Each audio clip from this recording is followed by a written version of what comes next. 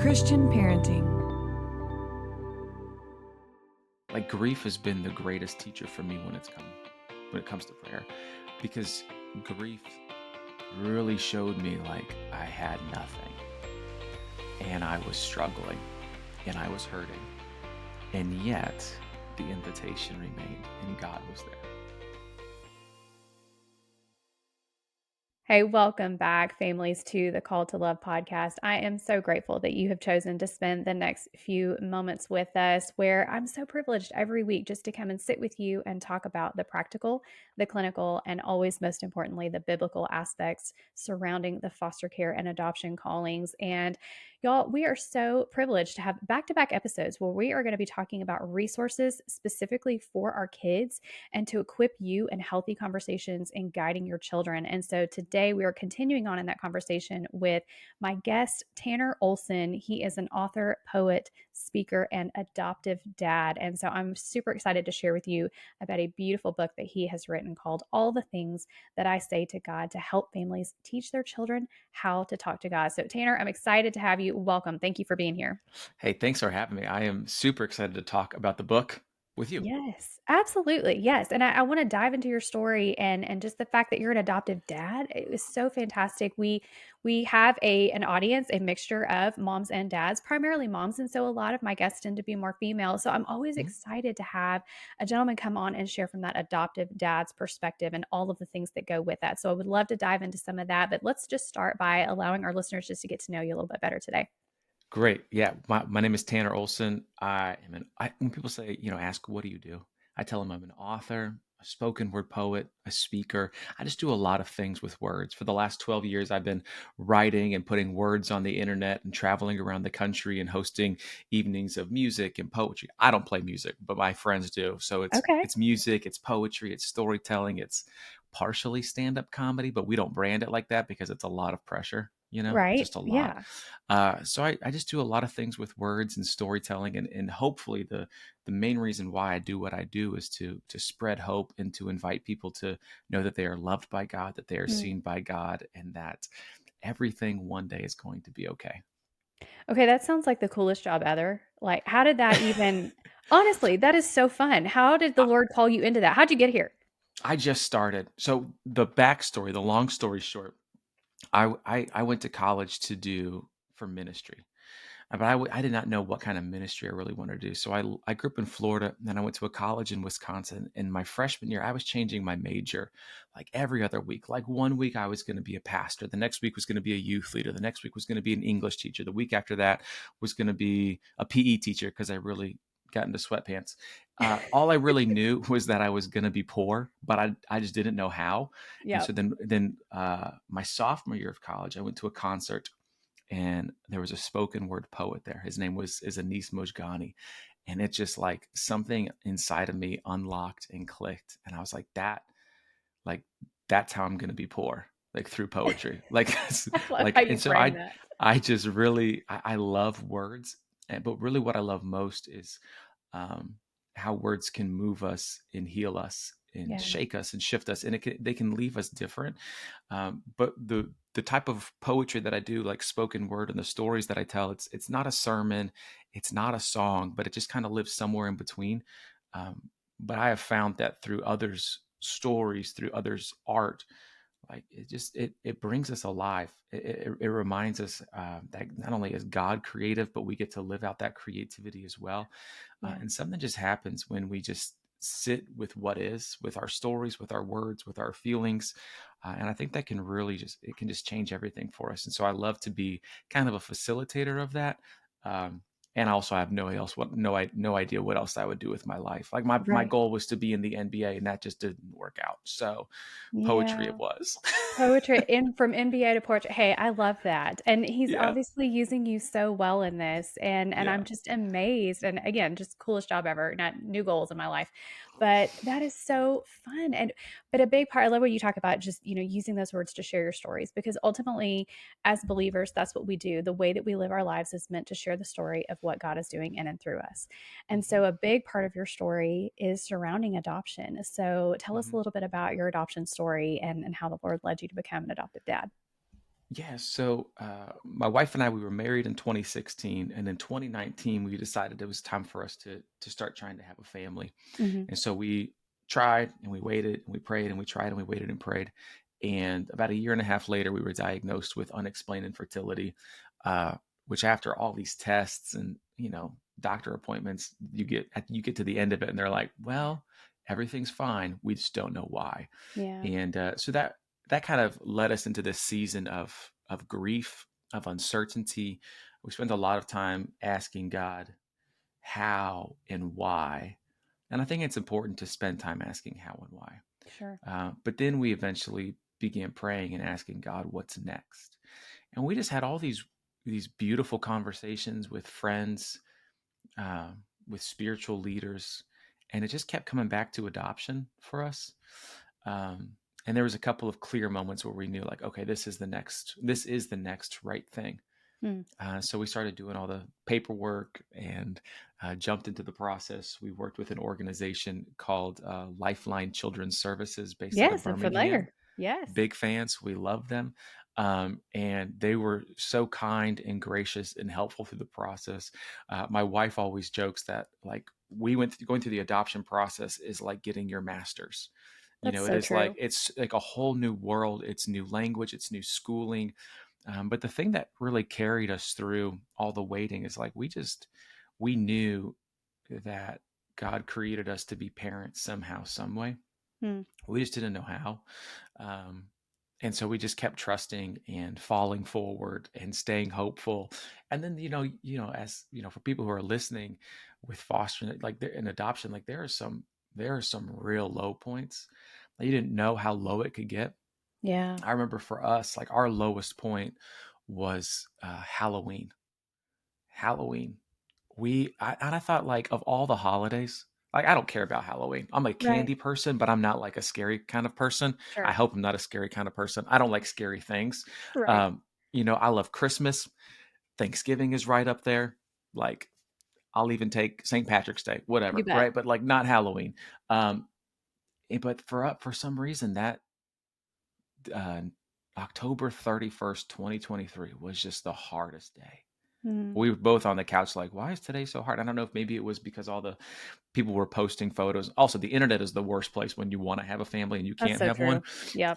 But it was maybe it's all the families dressed up in their costumes and doing something. We just wanted to be part of that.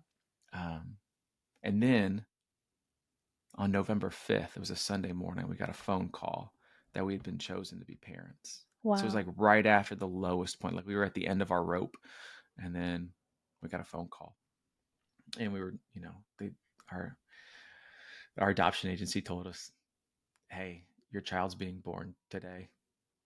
Are you ready?" And Yeah. the answer was like, absolutely not, but Are yes, we 100%. ever ready? No, yeah, it was crazy. All we had was a car seat. Our friends came over and helped with everything. They brought over all the things we need and the things they no longer wanted, which, I mean, great move for them to get rid of some clutter in their house and to bring it No to us. kidding. But it Win-win. was it was so. I mean, and then later that night we found out it was a boy, and then we went and saw him the next day, and Judah came home with us on Tuesday, and it was the sweetest, most beautiful, hardest, wonderful thing. And that was so that now he's like 17 months old, and it's wonderful. I am truly so thankful, and I will never get tired of telling the story. Yeah. Oh, that's so fantastic. I love that. And we have some friends who experienced a very similar story, specifically with Lifeline. And it was like Hmm. you went from nothing to all of a sudden. And it's a whirlwind and all the things. And you're never ready. And you just dive in and you trust that the Lord's going to guide your path and all of that. I really appreciate you sharing that story, Tanner, because I think it is an important point for us to acknowledge. Many of our listeners are praying through the calling of adoption specifically and wondering if it's worth the journey and they might be walking through that the pain of infertility. And so could you give us maybe just some words of encouragement? Even um, I don't like to paint things pretty. I do like to be honest on the show and allow people into the vulnerability of the experience of both infertility and adoption, because a lot of times we do see that go hand in hand. So can you speak into that and maybe just some words of encouragement from your experience related to both of those? Yeah, because it's part of my job. Do you mind if I share a poem? Please. Okay. Usually during shows that I do, there comes a point in the show where I talk about what we're talking about: the adoption, the waiting, the wondering, the grief that comes along with it. Yeah. And so I wanted to write a poem that kind of captures all of that. It's called "You Cannot Make God Hurry Up," and it goes like this: Mm. You cannot make God hurry up.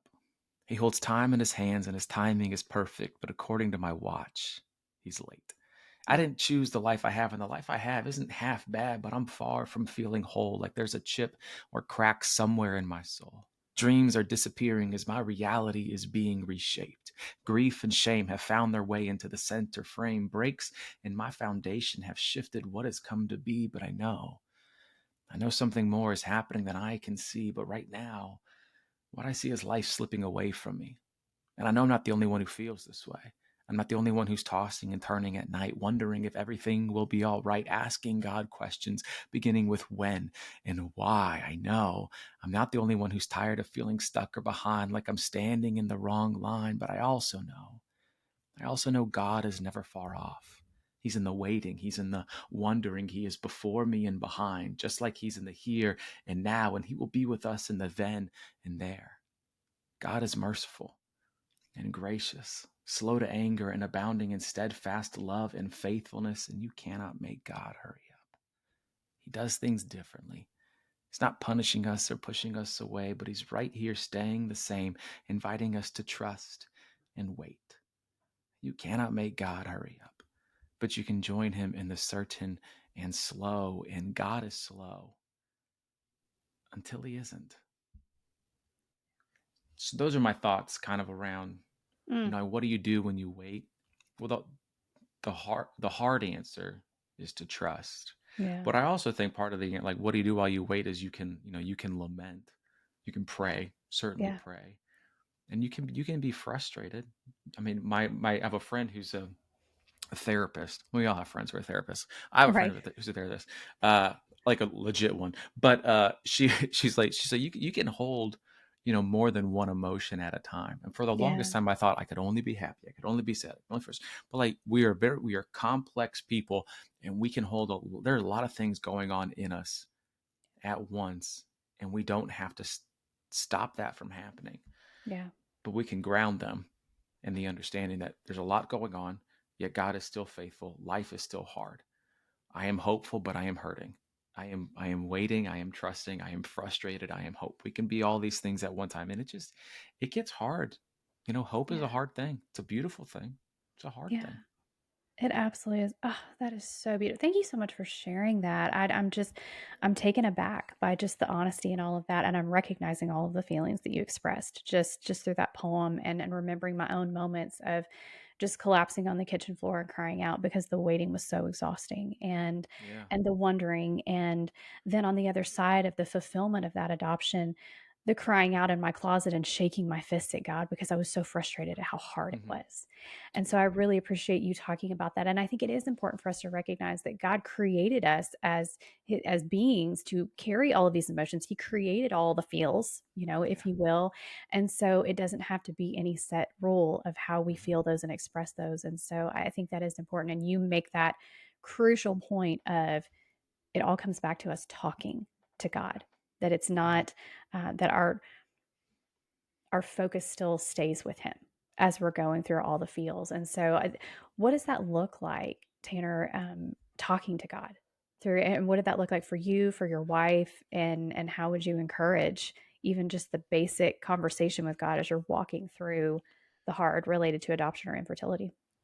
Yeah. I think, you know, we when I look back on the years of waiting, and the frustration, and being told, you're not going to be able to have kids, Mm, the way that you thought that you were going to have kids. It's like you said, like there's just a lot of emotions. But when it comes to praying, I always used to think that prayer was just like you fold your hands and you bow your head and you close your eyes and you talk to God. And yeah, yes, that is prayer. Uh, but for me, during those long seasons of grief, it often looked like going for a walk and listening. It often looked like an honest exhale it sounded like praying something very short. Just, God help, amen, or God, I don't know, amen. All Yeah. of those very honest prayers, very short. Um, but I just gave God what I had. And sometimes I didn't have the words. Often when we talk about prayer, we talk about when you pray, you just give what you have. You don't Right. have to make yourself up for God. He already sees you for who you are. You That's don't right. have to stifle those emotions. He gave them to you. Um, but, and I also just learned to ask for really, really big things. I was just praying the most bold prayers I could. Every day I would pray that. I would pray for our birth family. For the birth family, I would pray for our child that they would be happy and healthy and that they would know the Lord.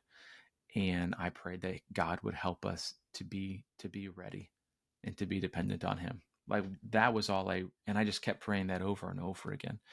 Um, yeah. And then I think the biggest thing through it all, and I still do this when I don't know what to pray, I ask my friends if they would pray for me Yeah. because I there were times where I was so sad that I didn't want to talk to anybody, let alone God. Right. But I did want I knew where I needed to go, Mm. and I knew I couldn't take myself there, Yeah. even though I was already like in the hand of God, like what I'm saying. Right. But I think, and then inviting your friends, your people, your community into the thing that you are praying is a very loving thing to do. It is not a selfish thing to do. It is a very loving thing to do. That's a great point. Um, and so that's what that, and I'm still praying those big prayers. I'm still praying Yeah. all those things. And it just looks a little bit different now. Um, but it wasn't the time wasted. It wasn't a waste of time. That's right. I know that for sure. Hey, friends, I can hardly believe it, but graduation, Mother's Day, and Father's Day are quickly coming. And if you're anything like me, you're searching for the perfect gift to celebrate each one of these special people and occasions in your life. So that's why I'm excited to tell you about the Christian Parenting Moms, Dads, and Grads gift guide that has something for everyone. Whether you're honoring a new mom, a seasoned dad, or a recent grad, Christian Parenting has you covered with thoughtful and meaningful gift ideas. Inside this gift guide, you will find some of our favorite resources from Bibles and study tools to inspiring books, fun projects, and even some special bath products. And you're guaranteed to find something special for the most important people on your gift list this spring. You can visit christianparenting.org/gift guide to get your moms, dads, and grads a gift guide today. And the link is also provided in today's show notes. Now let's get back to the conversation. Yeah, well, and that, that leads into my next question where I'm just feeling led to take this. Like, how are you different? How has God changed you as a result of you having no other place to turn but that kind of prayer and conversation with God? So I was on a podcast a couple of weeks ago. Sorry, I was on a different podcast. Uh, It's okay. No offense taken. no offense. Okay, good. But it was the very first podcast that I did for the children's book, and the host, she asked, "Who has been your greatest teacher when it comes to prayer?" Mm, And I told her it was grief. Like grief has been the greatest teacher for me when it yeah, comes to prayer, because grief really showed me like I had nothing, and I was struggling, and I was hurting, and yet the invitation remained, and God was there. You can speak to God at any time about anything, anywhere. It doesn't have to be like, as somebody who really loves words and likes to sound poetic, it doesn't have to be beautiful. It doesn't have to be poetic at all. yeah, It can just be, like it can be a groan. It can be an honest exhale. It can just be hands open. It can be eyes closed. It can be just laying on a blanket in the grass. And you can just be with God. yeah, I think a lot of the things that we've come to know get broken down, get burned down, and grow back more beautifully, especially when grief lights the match, right. you know? Yeah, And so, yeah, I wouldn't I wouldn't wish it on anybody, but I wouldn't not wish it on anybody because I look back and I see how it is just it's changed everything for me. My faith is so much stronger because of it. Absolutely. And also not because my prayer was answered. And that's the Yeah. hard part. Yeah. But yeah, so I think that's what I would say. That's beautiful. I love that. And that is, I've alluded to this multiple times on the show, or, ultimately, when we shift our perspective from this place of relationship with God over the result we're asking for, I think that's what you're talking about. Mm, And the fulfillment of that is, there's not a, for somebody who uses words, and maybe you can put it into words better than I could, but I talk for a living too. And so there's just not a lot to really truly measure that, but the experience of it is just an incredible blessing, and it is ongoing for mhm, sure. As you walk this path, even as an adoptive parent, you experience all the things that come with that. But I really appreciate you sharing that, Tanner. I think it does put a lot of words to what many of our listeners are experiencing even now, and what I can relate to everything that you're talking about. mhm. And so from that grief too comes ways to serve others. And I Yeah, think that's where it leads into this book that we're talking about today. And so let's talk a little bit about the story of just how this book came to be and the timing of it. yeah. And then we'll lean into just how it serves families.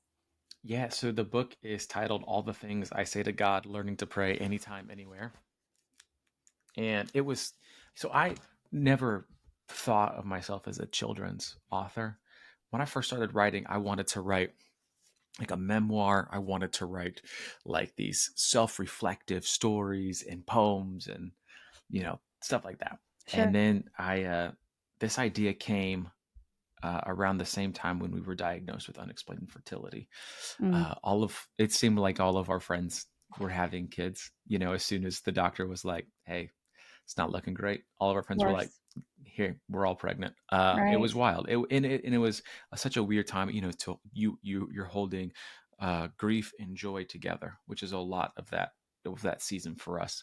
Is where there was a lot of joy in our lives and in the lives of people around us, and then just a lot of grief for the season that we were in. Yeah. And so I would, we'd go over and see our friends' kids or our family's kids, and be called Mr. Tanner and Uncle Tanner, and it was Yeah. so sweet and so wonderful. And so my wife and I were having a conversation, and eventually got to I was like, well, I'd love to write like a children's book. She kind of asked like, what would it be about?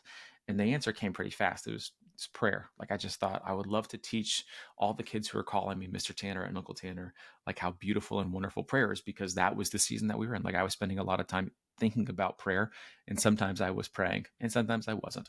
But it was just that season, and so I thought, and I started. So I wrote like 12 different versions of this book. Writing a children's book is harder than I thought. I looked as a writer, I'm like, I could do that. And then it turns Right. out it takes a very long time. Wow. Um, but I loved writing this book and wrestling with the words and putting the story together. Um, and so now I get to, read this to the kids who call me Mr. Tanner and Uncle Tanner and now Dada. Yeah. So I'm super pumped about that, and I just really, I really believe in the story of this book and the conversations that this book will help families have. Yeah, absolutely. I think that is amazing. And we need more of that where there's so much noise and so many things that are pulling at our attention as families. There is nothing more important than pointing our kids to Jesus Mhm. and teaching them how to pray. And so I love that. So tell us a little bit more about the book, just how that helps families to facilitate those conversations. Yeah, so the book follows a little girl by the name of Abby, and one day she goes to her mom and she says, Mom, can I pray to God all by myself? She knows how to pray at church and before meals and all the things. And her mom's like, yeah. And so, Mom, can I pray to God about this and about this and about this? And it just kind of walks through all of that. And there's a couple of nods in this book about adoption. Some of the language around there, and really the book is fun. It's whimsical. It's light. Uh, but it just reminds not only children but the parents who are reading this book, or the aunt or the uncle or the grandparent, whoever is reading this book with their children, like you can talk to God anytime, anywhere, and about anything. and that he is there and that he listens and that he cares. And my hope in prayer for this book is that as children are reading this when they're younger, what is that going to mean for their lives as they continue to get older and experience more of the world, the hard, the good, the bad, the beautiful, the mundane, like all of it. And how can prayer become this foundational rhythm in their life? Um, so that's really like the big hope for this book, and that it would also lead families to have conversations, to pray more together, and to because we've seen, we all when we talk about prayer, the speaker or the pastor is going to say prayer is powerful. Yeah. It's because it's true. Yeah. Talking to the God of the universe is a very powerful thing. That's right. It's a very humbling and beautiful thing as well. And I'm here to say it's going to change everything. Yeah. Um, I would agree. so I am so excited about this book, and uh, all the parents who've already gotten to read it, and some of the kids who've already read it have. One little girl, I read it at a church, and she came up to me afterwards, and she just looked at me, and she just gave me a nod, and then a little thumbs up, and then she Oh, said, "I, Mr. Tanner, I loved it." And I said, "Okay, I'm gonna go cry now. I'll talk to right. you Seriously. later." After all the blood, sweat, and tears it took to get here. Yes, yes. But I mean, and one of the, I've released 4 books of poetry on my own, but this book, with Zonder Kids, and uh, having an illustrator, Anita Schmidt, just crushed it. Mm, I'm a terrible artist, so it's just beautiful, and it our is little beautiful. dog Pancake. So the dog in the book is named Mo, but it looks like our dog Pancake. So there's a I lot of love like that. pieces of our life that are in this book. Yeah. And the crazy thing is, so I wrote the book, and I finished writing the book in middle of 2023, and we signed the book contract in August of 2023, and then Judah came home November 2023. So it Wow. all like all this was right before Judah.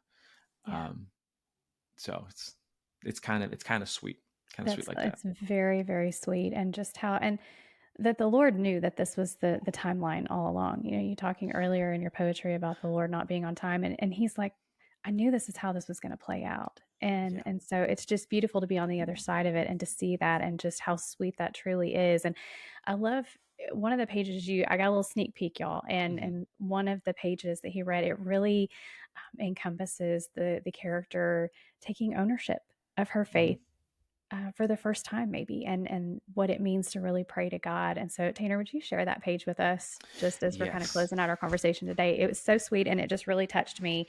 And the character reminds me a lot of my daughter, just with the questions that she asked and just kind of how that goes. So I was like, that it really hits home yeah, for me as well. So I'm excited for you just to share this little sneak peek with our listeners.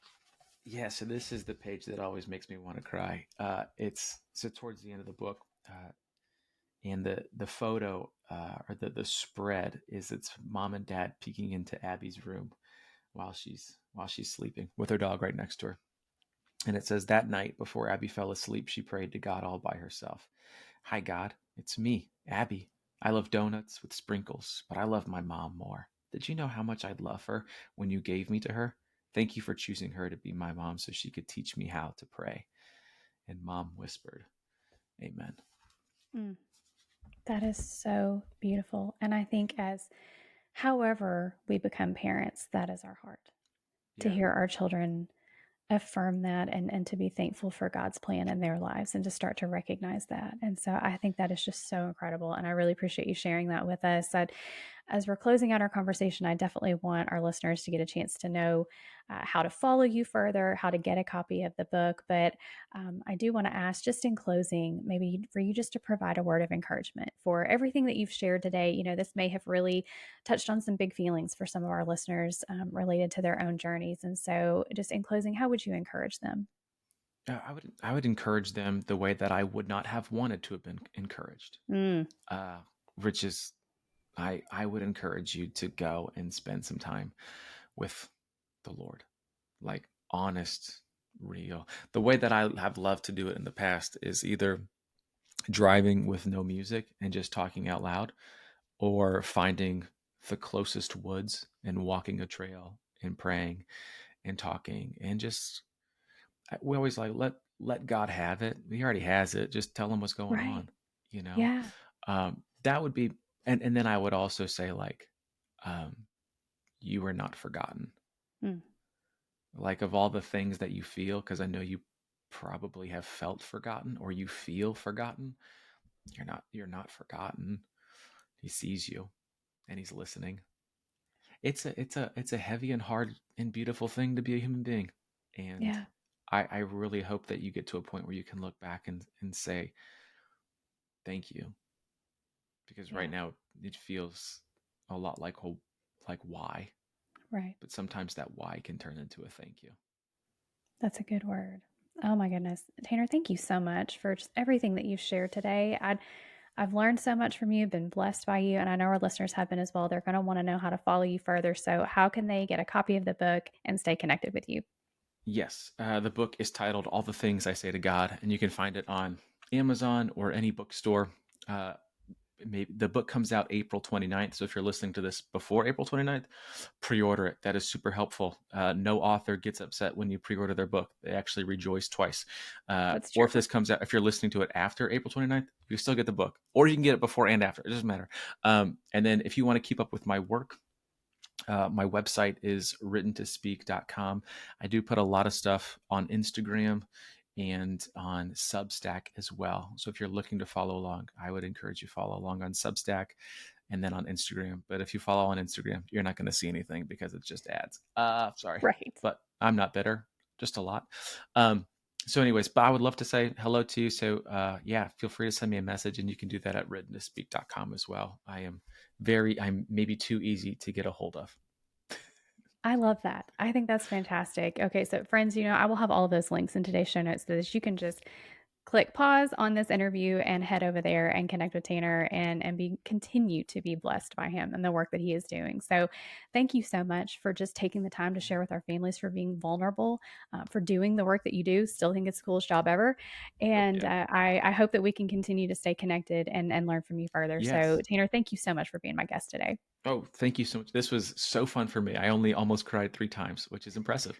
Only So, 3? I got you beat. I have more than that. That's okay. We'll set a record going forward. Thank you so much. Thank you so much for listening to Called to Love today. I love to hear from listeners, and so I would love to connect with you to hear your stories and answer your questions right here on the show. You can find me on Facebook and Instagram, send me a direct message, or send me an email at the link in today's show notes. I pray you have been encouraged by today's episode to walk in faith and continue to embrace your own call to love. Until next time, blessings, sweet friends.